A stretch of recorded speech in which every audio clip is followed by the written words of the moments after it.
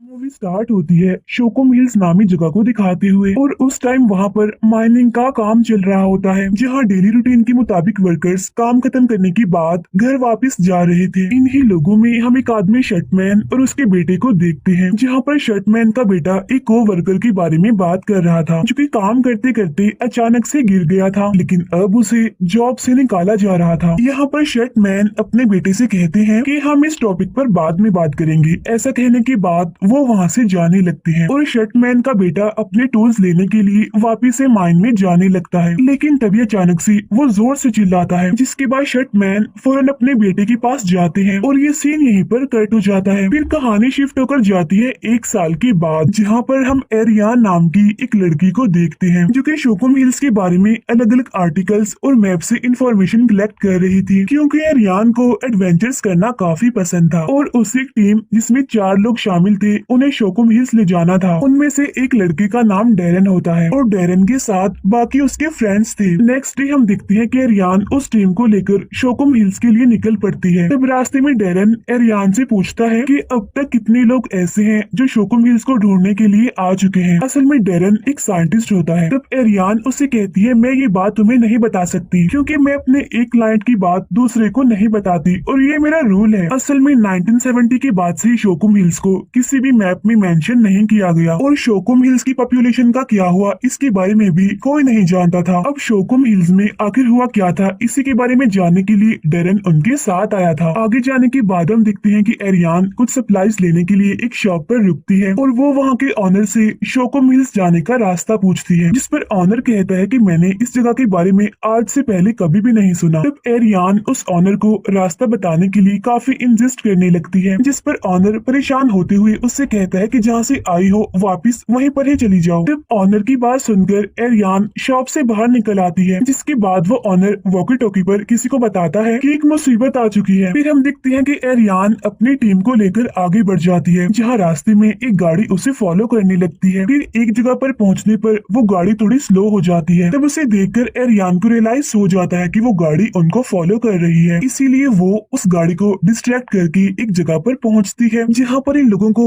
जंगल के बीचों बीच electric fences लगी हुई मिलती हैं। डेरन के फ्रेंड को यहाँ पर फेंसेस देखकर कुछ ठीक नहीं लगता क्योंकि जंगल के बीचों बीच भला फेंस कोई क्यों लगाएगा, लेकिन वहाँ पर कोई भी उसकी बात पर ध्यान नहीं देता और ये लोग फेंस को पार करके दूसरी तरफ से आगे बढ़ते हैं। इसके बाद हम दिखते हैं कि अब वहाँ पर रात हो गई है और इन लोगों ने उसी जंगल में एक झील के किनारे कैंप लगाया हुआ था जहाँ पर ये सारे लोग मिलकर शोकुम हिल्स के बारे में डिस्कस कर रहे थे। इनके डिस्कशन के दौरान डेरन बताता है कि असल में शोकुम हिल्स में एक सिंक होल बनाया जा रहा था जिसमें से शायद कोई जहरीली गैस निकली हो और वो गैस ही इस जगह को डिस्ट्रॉय करने की वजह बनी होगी। अब इनकी बातों से हम ये अंदाजा लगाते हैं कि इन सबको ठीक से पता नहीं है कि आखिर शोकुम हिल्स में हुआ क्या था। यहाँ पर डेरन का एक फ्रेंड उसकी सिंक होल वाली बात पर एग्री नहीं करता, इसीलिए अब वो रशिया में मौजूद ऐसे ही सिंक होल के बारे में बताने लगता है। असल में रशिया ने पूरी दुनिया का सबसे बड़ा बोरहोल साइबेरिया में बनाया था जो कि तकरीबन 1 माइल तक गहरा था। उस बोरहोल में जब एक माइक्रोफोन डाला गया तो वहाँ से अजीब तरह की आवाजें सुनाई दी गई, काफी डरावनी आवाजें जैसे कि कोई चिल्ला रहा हो। तो रशिया को देखकर ही अमेरिका ने भी शोकुम हिल्स में ये बड़ा सा होल बनाने का फैसला किया। अब उसकी ये सारी बातें डेरन को बिल्कुल बकवास और फजूल लगती हैं और इसी वजह से इस बात को लेकर उन दोनों में बहस हो जाती है, जहाँ पर डेरन का फ्रेंड उसे ये समझाने की कोशिश कर रहा था कि शोकुम हिल्स के डिस्ट्रॉय होने की वजह नेचुरल डिजास्टर नहीं है बल्कि कुछ और ही है जिसके बारे में हम कुछ नहीं जानते, लेकिन डेरन तो उसकी बात सुनने को तैयार ही नहीं था। इसके बाद हम उसी जंगल में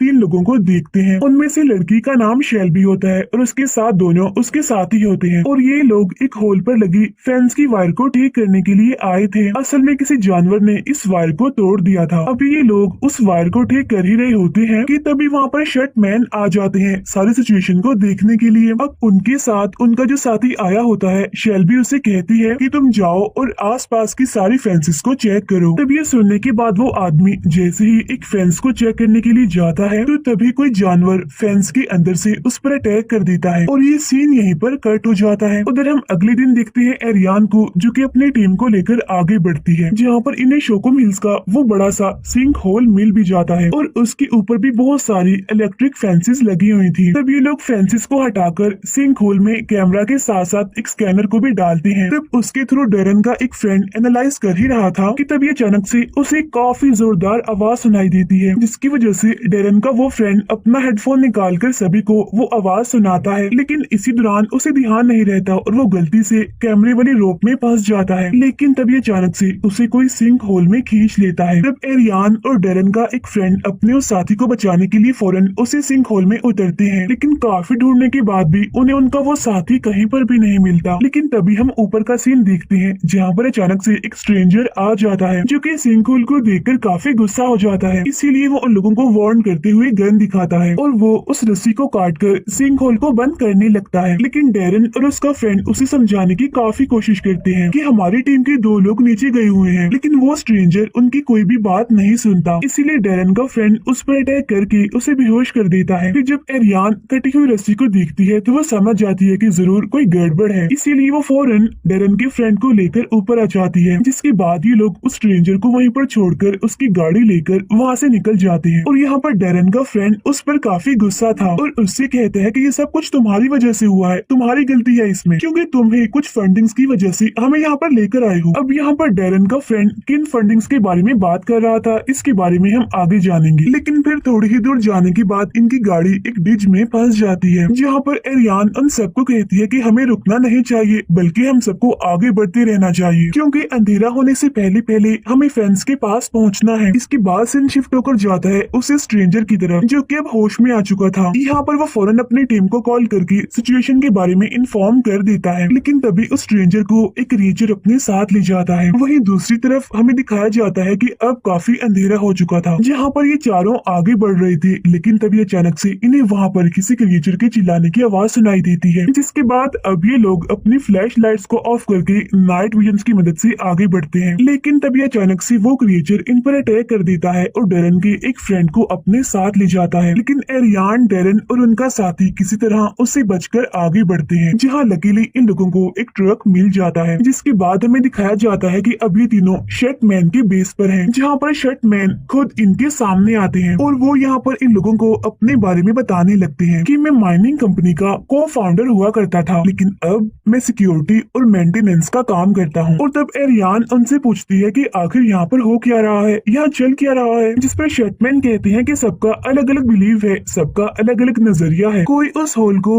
हेल का कुआं मानता है तो कोई उसे आम सा डिच कहता है। असल में उस सिंक होल में कुछ अजीब से क्रिएचर्स रहा करते थे। लेकिन फिर यहाँ पर शेल्बी उनसे पूछती है कि आखिर यहाँ पर वो सिंक होल कौन सा है जो कि खुला हुआ है। असल में शेल्बी यहाँ पर ये बात इसलिए पूछ रही थी क्योंकि एरियान का कहना था कि वो उन्हें वहाँ पर ले जा सकती है। लेकिन शटमैन ऑर्डर देती है कि जल्द से जल्द सारे सिंक होल्स को बंद करो। इसीलिए वो सभी लोग अपनी एक टीम बनाकर वहाँ से निकल जाते हैं। लेकिन तभी शेल्बी का एक साथी वॉकी टॉकी पर उसे इन्फॉर्म करता है कि वो क्रिएचर्स हर तरफ मौजूद हैं, इसीलिए आप लोगों की भलाई इसी में है कि आप वहाँ से ना निकले। लेकिन तभी हम यहाँ पर देखते हैं कि शेल्बी का एक साथी अपनी लाइफ यहाँ पर सेक्रीफाइस कर देता है ताकि बाकी लोग आगे बढ़ सके, जिसकी वजह से सारे क्रिएचर्स डिस्ट्रैक्ट हो जाते हैं और ये लोग मौके का फायदा उठाकर एक घर में जाकर छुप जाते हैं। यहाँ पर शेल्बी इन सभी को क्रिएचर्स के बारे में इंफॉर्मेशन देती है कि असल में ये क्रिएचर्स नॉइज की तरफ अट्रैक्ट होते हैं और इनके हाथ में एक अजीब सा टेंटिकल होता है, जिसकी मदद से ये लोगों को पैरालाइज करते हैं। लेकिन इसी दौरान यहाँ पर कुछ क्रिएचर्स उन पर अटैक कर देते हैं, जिनसे बचने के लिए ये लोग एक टनल में जाकर पहुँचते हैं। और इसी दौरान शेल्बी भी उन क्रिएचर्स को डिस्ट्रैक्ट करने के लिए उनसे अलग हो जाती है, जहाँ एरियान, डेरन और उनका साथी आगे बढ़ते हैं। लेकिन फिर थोड़ी ही देर के बाद एक बार फिर से उनका सामना उन्हीं क्रिएचर से हो जाता है, जिससे उनका साथी ग्रेनेड की मदद से उड़ाने की कोशिश करता है। लेकिन वो क्रिएचर उस ग्रेनेड को नीचे फेंक देता है, जिसकी वजह से वो ग्रेनेड वहीं पर ही ब्लास्ट हो जाता है। अब उस ब्लास्ट की वजह से उनके साथी को काफी चोट आती है और साथ ही साथ वो क्रिएचर उसे पैरालाइज करके अपने साथ ले जाता है। यानी अब सिर्फ एरियान और डेरन ही बचे थे, यानी सिर्फ वो दोनों ही सर्वाइवर थे। लेकिन अपने साथियों को इस तरह से एक एक करके मरता हुआ देखकर डेरन हार मानते हुए वहीं पर ही बैठ जाता है और इन सभी का रिस्पॉन्सिबल वो खुद को कहकर एरियान को बताता है कि एक प्राइवेट कंपनी को शोकुम हिल्स की ये माइन चाहिए थी, जिसके लिए उस कंपनी ने मुझे हायर किया था, जिसके बाद हमें बहुत सारा पैसा मिलने वाला था। यानी ये लोग पैसों के लालच में यहाँ पर आए थे। इसके बाद हम दिखते हैं कि अब एरियान अकेले ही आगे बढ़ती है, डेरन से वादा करके कि मैं वापस जरूर आऊंगी तुम्हें लेने के लिए। इसके बाद सीन शिफ्ट होकर जाता है शटमैन की तरफ, जो कि अपनी टीम के साथ फेंस की दूसरी तरफ खड़े हुए थे, जहाँ क्रिएचर्स फेंस को तोड़कर उस तरफ आने की कोशिश कर रहे थे, जिन्हें देखकर शटमैन उन क्रिएचर्स पर ओपन फायरिंग करने का ऑर्डर दे देते हैं। ये सीन शिफ्ट होकर जाता है एरियान पर, जो कि बचते हुए आगे बढ़ रही थी। लेकिन तभी उसे क्रिएचर की आवाज सुनाई देती है, इसीलिए वो वहीं पर ही छुप जाती है। लेकिन फिर थोड़ी ही देर के बाद वो बाहर निकलती है। उसे लगता है कि शायद अब क्रिएचर यहाँ से जा चुका है, लेकिन तभी अचानक से वो क्रिएचर उस पर भी अटैक करके उसे अपने साथ ले जाता है। नेक्स्ट सीन में जब एरियान की आंख खुलती है तो वो खुद को एक बोट पर पाती है, जहाँ उसे उस लड़की शेल्बी की डेड बॉडी के साथ साथ वो क्रिएचर भी दिखाई देता है। वो क्रिएचर दिखने में काफी भयानक, काफी डरावना लग रहा था और वो क्रिएचर उस बोट को अपनी लोकेशन की तरफ ले जा रहा था। फिर जब एरियान उनकी लोकेशन पर पहुंचती है तो वहाँ पर उसकी मुलाकात डेरन और उसके फ्रेंड के साथ होती है। यहाँ पर एरियान क्रिएचर्स की कोइन को देखकर पूछती है कि आखिर ये चीज है क्या, जिस पर डेरन का फ्रेंड उसे बताता है कि ये असल में रेयर स्पीशीज की क्रिएचर है, जो कि चींटियों और बीज की तरह कोलोनाइज करते हैं। अभी जब डेरन का फ्रेंड ये सारी बातें उसे बता ही रहा था कि तभी एक क्रिएचर वहाँ पर आ जाता है और उसे पकड़ लेता है और उसे अपनी क्वीन के पास ले जाता है, जिसके बाद क्रिएचर्स की वो क्वीन उसे जिंदा ही खा लेती है। फिर वो क्रिएचर एरियान को भी क्वीन के पास ले जाता है, लेकिन अब की बार इससे पहले कि वो क्वीन एरियान को खा पाती, तभी मौके का फायदा उठाकर एरियान एक ग्रेनेड को उस क्वीन के मुंह में डाल देती है और डेरन को लेकर फौरन वहाँ से निकलती है। तब ये दोनों भागते हुए उसी सिंक होल के नीचे पहुँचते हैं, जिसकी फेंस को इन्होंने खोला था। फिर रस्सी की मदद से ये दोनों ऊपर चढ़ने लगते हैं, लेकिन तभी देखते ही देखते वहाँ पर बहुत सारे क्रिएचर्स इकट्ठा हो जाते हैं और जल्द ही एक क्रिएचर उन पर अटैक करने के लिए उसी रस्सी पर चढ़ जाता है। लेकिन डेरन इस मुसीबत को देखते हुए रस्सी को काट देता है ताकि वो खुद को सेक्रीफाइस करके